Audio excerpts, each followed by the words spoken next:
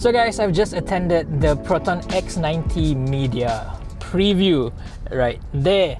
So I've seen the whole car, I've seen it inside out in real life, and on the way back, let's just give you a whole commentary what I saw. Sun's setting down a little bit, so don't mind the darker video, but I will show you what the car actually looks like through official photos that we are allowed to show you guys. Anyway, the name has officially been confirmed. It is the Proton X90.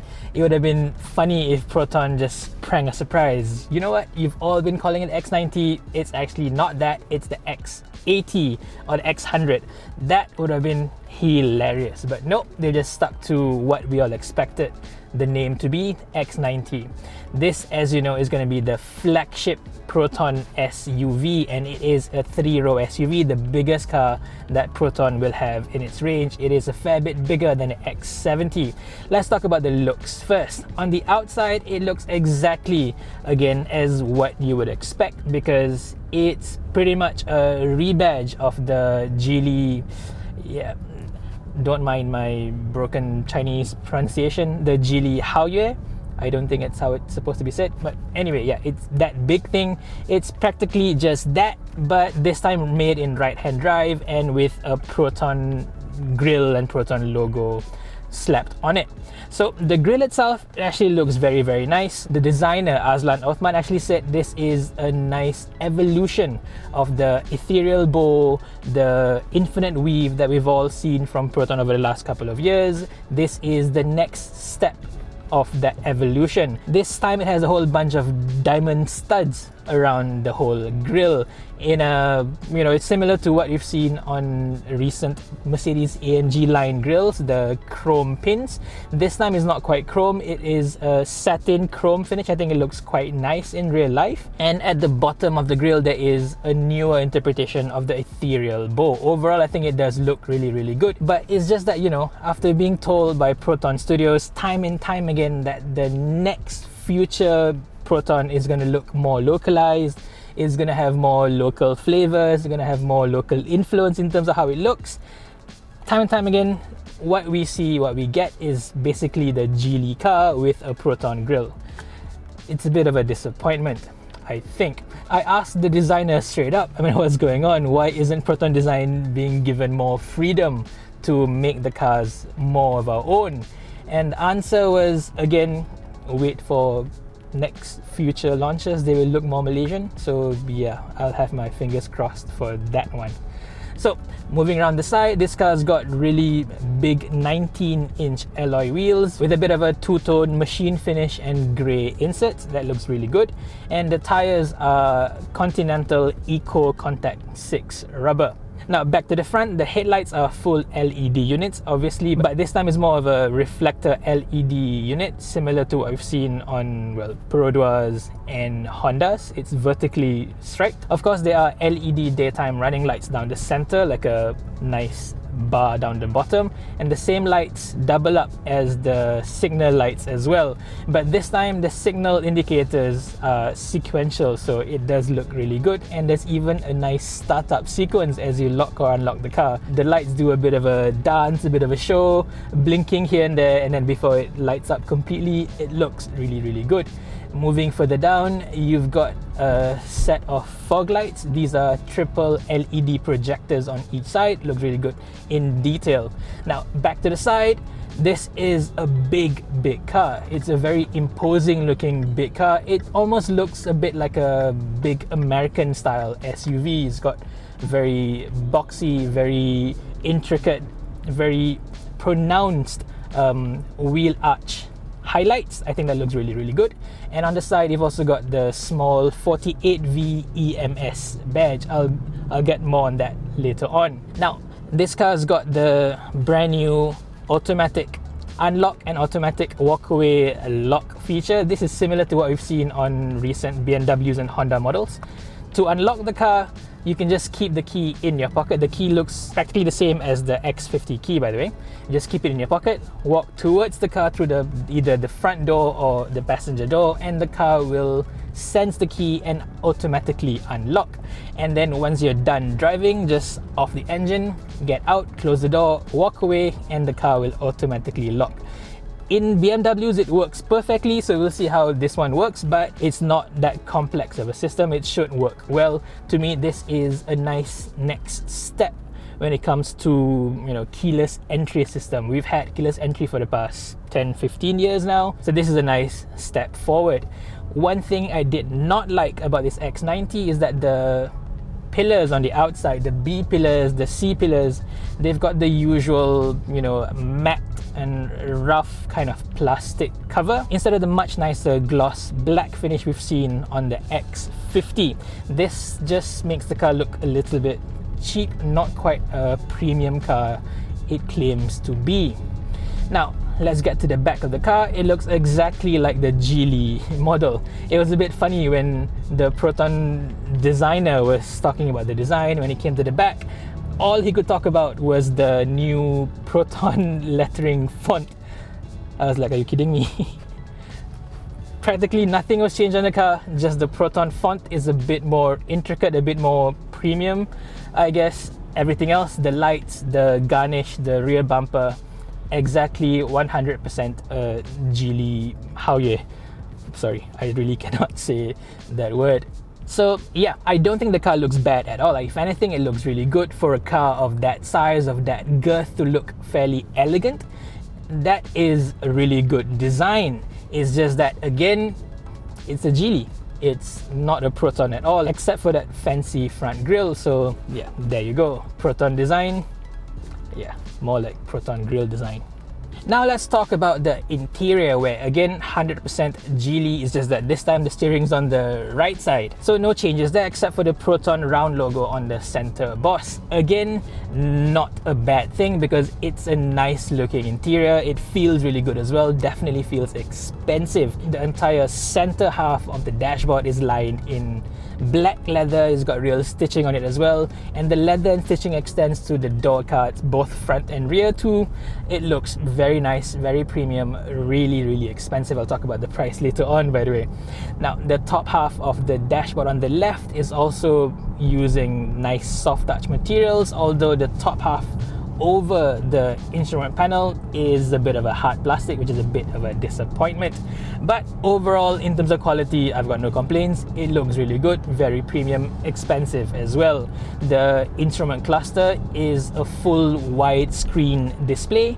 We've had digital clusters for the X50 and X70 as well for a while now, but both of them are just usually, square, small screen, flanked by actual physical meters and dials. This time it's a full-blown, full widescreen instrument cluster. I didn't have that much time to play around with it, but from what I saw, it looked really good. You can customize a few things. It's nice and bright as well, very modern. That I liked really much. The center screen, it looks similar to what we've seen on the X50, but I think this is slightly bigger, 12 inches or something. It is running the Ecotech Atlas OS. It feels far smoother, far more direct, far snappier than what I have in my X50. That is a good thing. It is using a much higher spec processor. It's got 6 gigabytes of RAM now, 64 gigabytes of internal memory. So yeah, it is a much higher spec system. It moves around much nicer. It's got the local maps. You can zoom in and zoom out with no lag at all. So that's all well and good. But the big disappointment is that yet again we have a brand new Proton for 2023 without Apple CarPlay and Android Auto. Not wireless, not cable, we just don't have it at all, which to me is a massive disappointment. I asked them straight up, consumers nowadays expect to have Apple CarPlay or Android Auto as an absolute bare minimum, as an industry standard nowadays. Why is it that Proton is not following that bare minimum standards? And the answer from them was that, having Apple CarPlay is not as easy as you may think. The deputy CEO, Encik Roslan, actually said he knows for a fact you can just easily buy a head unit on Shopee, on pretty much all accessory shops with Apple CarPlay, Android Auto and so on. But for an OEM, for a car brand to install that as an official feature is much harder. You need to have official direct contact with Apple, with Google, and it's a very long process. And the system that it has, because Ecotech, the main Proton supplier for the IHU, the infotainment head unit, they are running their own proprietary OS, the Atlas OS. So it's not running a usual, Android this, Android that. So for that to support Android Auto is not an easy thing to do. For them to redevelop the whole thing to support Apple CarPlay, they'd have to restart from scratch, which would have delayed the X90's launch schedule even further. The car's launch schedule has already been delayed significantly because of the COVID-19 pandemic. So yeah, for it to be delayed even further, obviously not ideal. But the fact remains, in 2023 we are getting a brand new Proton without Apple CarPlay, without Android Auto. That to me is a big disappointment, is coming to a point of being unacceptable at this point. But enough of that, let's talk about the interior more and more. As you move further down below the screen, you've got the aircon vents down the center, and then the aircon controls. This has a dual zone climate control system, which obviously the X70 also has. You can set a different temperature for the driver, a different temperature for the front passenger. That's usual stuff. As you move further down, you've got a new kind of a gear selector. This time is a bit of an aircraft style lever. Looks really cool. Although the separate park button below the center stock, I think is going to be a bit awkward to operate, at least before you get used to it. Moving further down, you've got a big knob for your driving modes. You've got buttons for your 360 camera, which looks fantastic, by the way, even sharper than the ones on the X70, which is already one of the best in the business. Now it's even better still. It's much sharper. You can even make out the small details of what's around the car. That to me is brilliant. It's miles better than the really crappy 360 cameras in the X50, I'll tell you that. As for the front seats, the limited time I had on it, they were actually quite comfortable. They are lined in really nice black Nappa leather as well, and that to me is quite interesting. Over the past couple of years, Proton has always insisted on putting brown leather on the so-called family or premium cars that they have. The X70, even the Persona, the top spec model, came with brown leather seats. The sportier offerings like the X50, the Iris and so on had black seats. So it's a bit of a surprise to have this big family car with black leather seats, but probably it's a good thing. I think most families would prefer black leather anyway. However, the headlining is still beige, which to me is probably a good thing. This is a big 3-row SUV, so making the whole cabin feel airy, feel more spacious is definitely the right way to go. Now let's talk about the rear seats. The X90 is going to be available in 4 different variants. You've got the standard, executive, premium, and then the flagship. The lower 3 variants will come with the standard 7-seater layout. That means 2 in front, 3 in the back, meaning a bench, and then 2 in the 3rd row. The flagship version will be a 6-seater. That means 2 in front, 2 in the middle with a pair of captain seats, and 2 in the back in a 2-2-2 configuration. Let's talk about the flagship first. The 2 so-called captain seats are practically the same seats you'd find on the front row. You got the front seats parked in the middle. You can adjust it front and back, of course. You can manually recline the backrest as well. And it's also got individual armrests like this one you see over here. It actually feels quite comfortable. But for a person my size, it felt a little bit narrow. I think I would have wanted the seat to be a little bit wider than what it actually is right now, but it could just be me. Your mileage may vary depending on your size, of course. But legroom was very generous. It's easily more spacious than the X70 that we know right now. One excellent feature that this car has, which makes it really unique as well, ventilated seats on the two front rows for the flagship. So the driver, the front passenger and the two middle row passengers can have their bottoms cooled from the seats. That to me is excellent. You know how hot Malaysian weather is. To have that feature is an absolute godsend. Talking about air conditioning, every single row will have their own dedicated aircon vents. The front, as you know, has got a dual zone climate control. The rear section has got its dedicated aircon controls where you can set in the middle here. You can set the fan up and down. So this is technically a manual aircon system, but with digital controls, because you cannot set exact temperatures and so on. You don't actually have any vents down the center nor the B pillars on the side. You actually have top vents up here on both the second and third row. So every single passenger in the car will have in their own individual aircon vent, which is a nice thing to have even in the last row. One thing I wouldn't miss to mention as well is the absolutely massive, huge panoramic sunroof. They're practically as big as the one you see in this car right here. This is my own Range Rover, and the panoramic sunroof on the X90 is massive. It literally stretches from above the driver's head all the way back to right behind the headrest of the second row seats. Yeah, it's massive. And just a couple of years ago, you would not have ever imagined a Proton would have a panoramic sunroof that big. The front half can be vented or opened completely as well. So yeah, I think that is such a nice thing to have for a big family SUV like this. Now, me personally, I'm not a big fan of sunroofs, especially big ones, because you know, of the excess heat it lets into the cabin. But for a car you're gonna bring your family around, to have that big glass rooftop is a nice touch, I think. Now let's move on to the 7-seater version of the X90, because other than the flagship, there was also a premium version on display. Now for the premium, for the 7-seater, you get a standard bench in the second row instead of individual captain seats. The bench is, you know, a pretty standard bench. You can slide it back and forth in a 60 and 40 split. You can adjust the backrest angle as well. So yeah, pretty much nothing much to report really.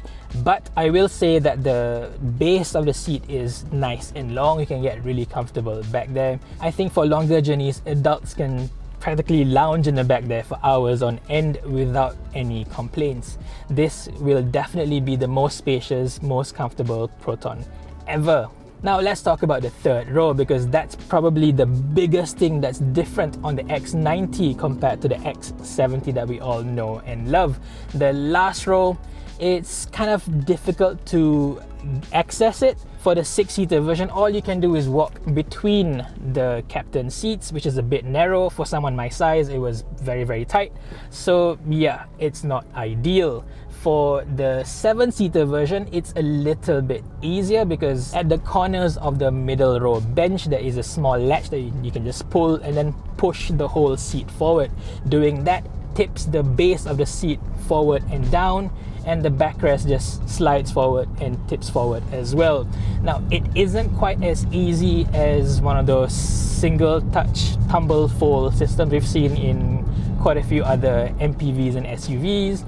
But yeah, this one takes a bit of an extra effort, but it does open up a rather wide aperture for you to climb into the last row.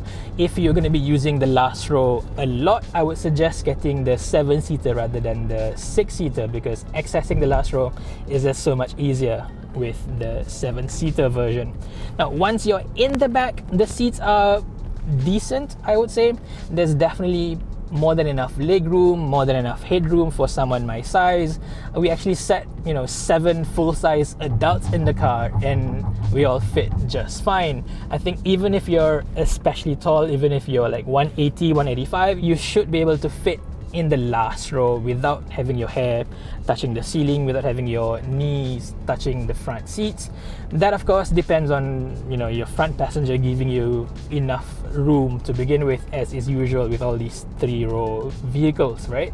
One thing I will say is that while headroom and legroom is never going to be a problem for most people, you still feel like you're sitting somewhat like squatting on the floor because the floor feels very high, so your knees will be up in the air. It's not going to be all that comfortable over, say, a couple of hours. It's perfectly fine for children, for teenagers, but for full-blown adults, yeah, it's not quite as comfortable as it can be for a 7-seater. Now, compared to other 7-seat SUVs that I can remember, this is by far and away much more comfortable, much more spacious than, say, a Mitsubishi Outlander. For sure as hell is much better than a 7-seater Nissan X-Trail.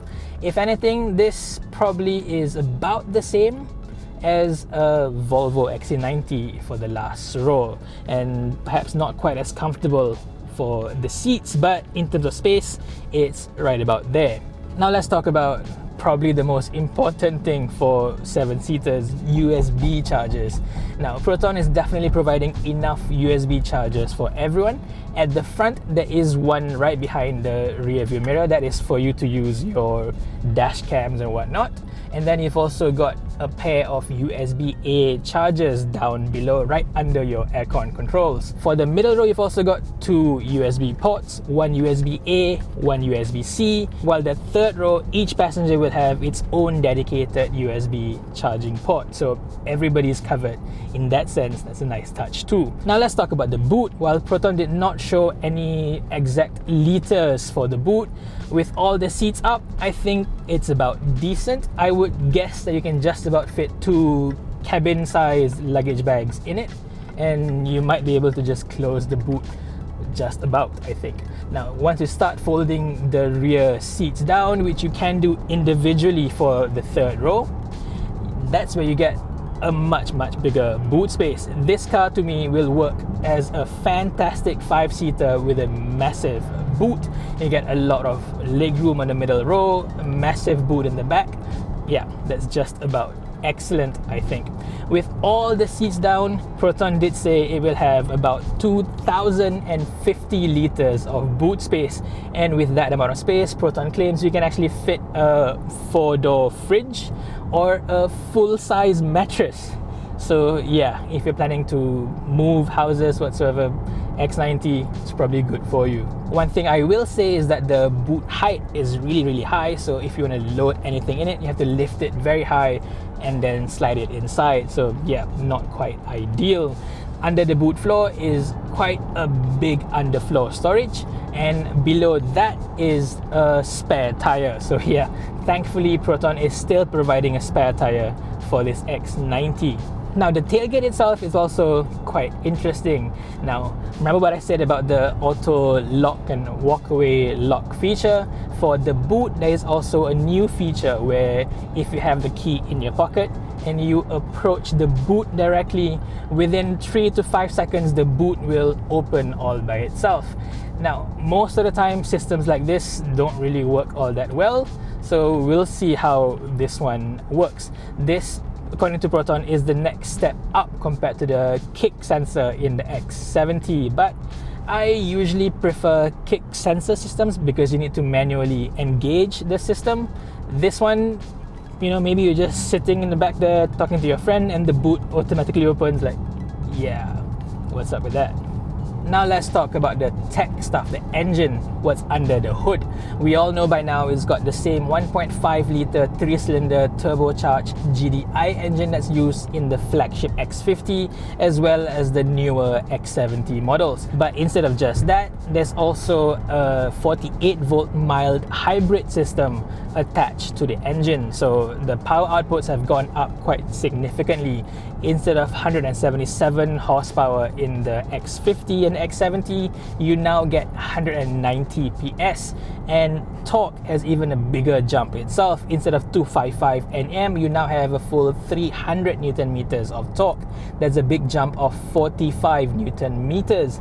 In terms of fuel economy, Proton claims that with this 48-volt mild hybrid belt starter generator, or BSG, you save an extra 15% in terms of fuel consumption. They said they did a back-to-back test with a standard X90 with no 48 volt system and one with the hybrid system, and the difference was 15%. That is quite significant. Now we'll see whether it's going to be powerful enough, whether it's going to be efficient enough, because this remains a very big and heavy car powered by a tiny 1.5 litre engine. So we'll see how it pans out in real life in terms of performance, fuel economy, refinement, and so on. The transmission is the exact same 7-speed dual clutch transmission we all know in the X50, X70. So yeah, nothing new there.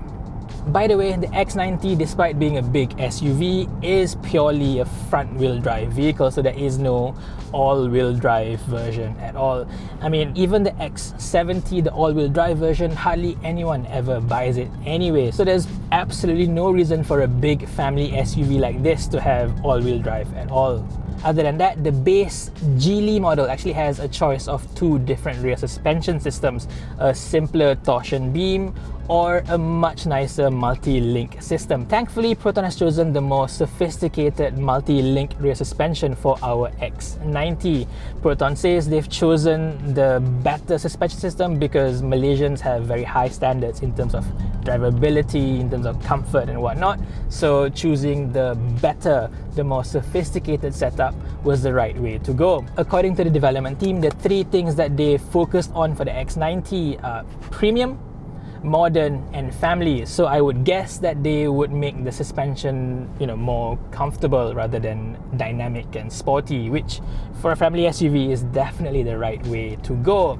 In terms of testing, Proton claims to have done 96,000 man-hours of testing on local Malaysian roads to make the car ready for our local conditions, driving roads and so on. In terms of kilometers, that's 1.2 million kilometers. So now you start to know why Proton has sort of taken so long to bring the car into the market. They've done massive amount of testing, amount of reliability tests to make the car ready for launch. By the time the car is launched, which will be very, very soon, I hope, Proton says the X90 will have 45% local content with 500 separate components sourced locally. This is quite a fair bit higher than previous CKD Geely based cars like the X50 and X70, so definitely the right way forward as well. Now, last thing, let's talk about safety.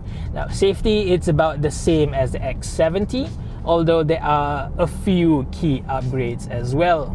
The 3 new safety features include front collision warning, rear cross traffic alert, and something called road traffic sign. Now, this is a system that uses the front cameras to detect the road signs, your speed limits and whatnot, and it will display the same speed limit in your instrument cluster.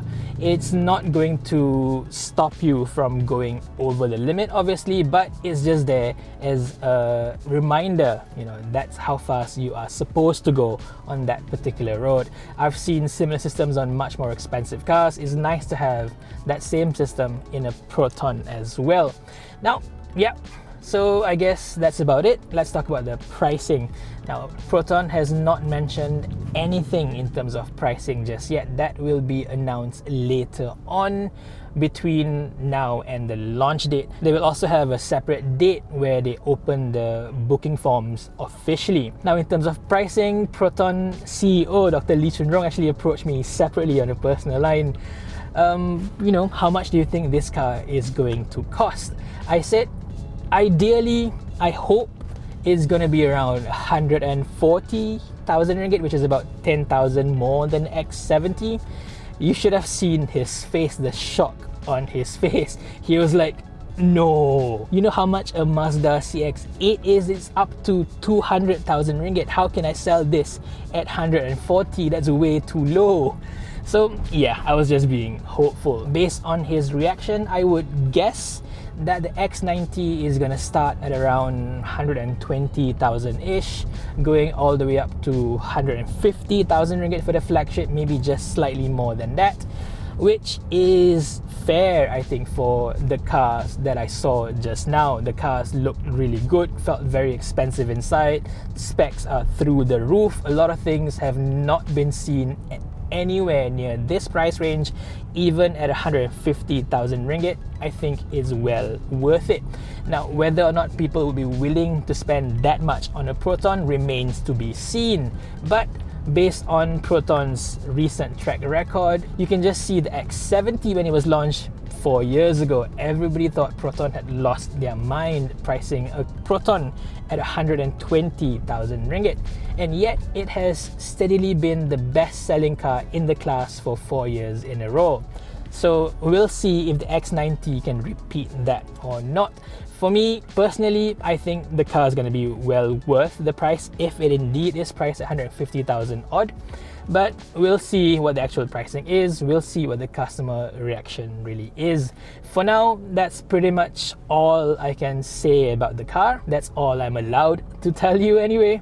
So yeah, hopefully we'll get another session with the car where I can show you exactly what it looks like, what the features are. I can show you exactly what I like and what I don't like. And then of course, after the launch, I'll show you a full test drive review as well. So yeah, just tell me what you think about the X90 in general. Do you like it? Do you not like it?